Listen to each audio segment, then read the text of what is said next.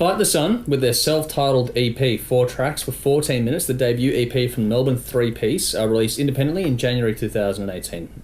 Produced by John Grace, Samuel K. and Shehad's Tom Larkin at Home Surgery Recordings.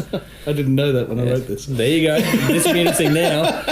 2 promo tracks have been released. Animals and the band's apparent favourite, Goodbye Gravity. This one was recommended to us by Byron, a beautiful car crash in the THRS family. Here you go. Very cool release. It was just my second line here. Reminded me of Shehad in their prime. Well, there you go. There you go. So it was obviously doing something right there. Yep. Well done, Tom. Really strong songs. Yep. I thought, and really well captured. It's an aggressive, dirty rock and roll with a bit of a punk edge too, which I really, really liked.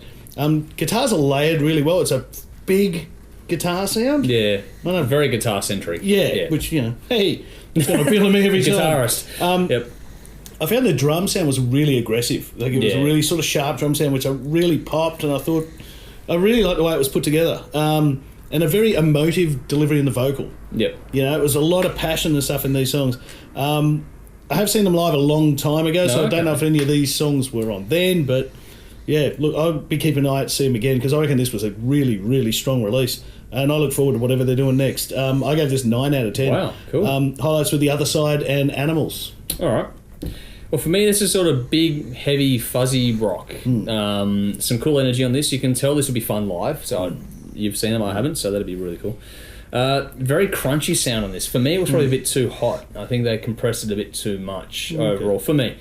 I get what they're going for, but the compression does a little bit too much, and it kills some of the dynamics, which is a bugbear of mine. Yes, it is. It is. I'm a bit of a prick when it comes to that.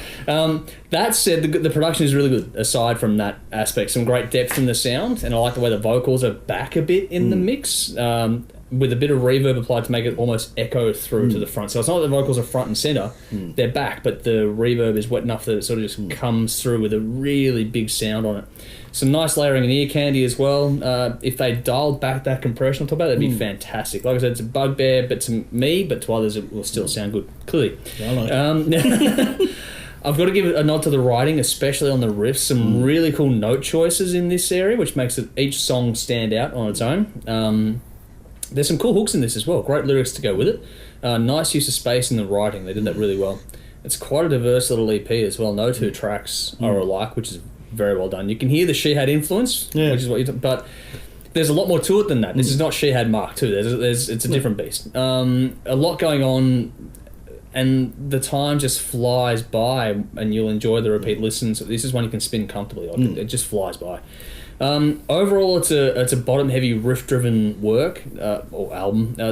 One that wants to be cranked up, and it'll be fun to drive with this on. It's fun to put it on in the car. It's got an almost industrial punk kind of a feel to it, is what I sort of describe it as at times, but that doesn't sum it up at all. It's its own beast. They did well. They apparently wrote 25 songs and then cut that down to this. Really? Yeah, so there's a lot more in the bank apparently, so keep it up, guys. But there's also a bit of a pop sensibility about it. Nothing over the top, but it's something that will grow on you over time. If you like it really energetic, you're going to really like this release. It's ballsy for sure, but I like the amount of genuine art in it, and while it's not overly complicated, they can fucking play. There's no doubting their ability. The timing changes alone show that, and if they can pull this off live, not only in ability, but how big this sounds, then they're going to be fantastic. I do want to go and see if they can do it. And I love the amount of darkness on this as well. It's quite atmospheric overall and very interesting. One of those ones you'll most likely end up loving more the deeper you get into it, and one that stays with you, but it's got just a really cool vibe about it. It's a big little EP here, which is a fucking weird sentence, but it's very well done, and once you settle on it, you'll keep spinning it comfortably. Certainly worth checking out. I gave it an 8 out of 10. I picked Unknown and Animals, which... We had one. We had one. Yeah. Okay, not quite. We're not quite. We've still got some diversity on it, so check it out for yourselves and let us know what you think.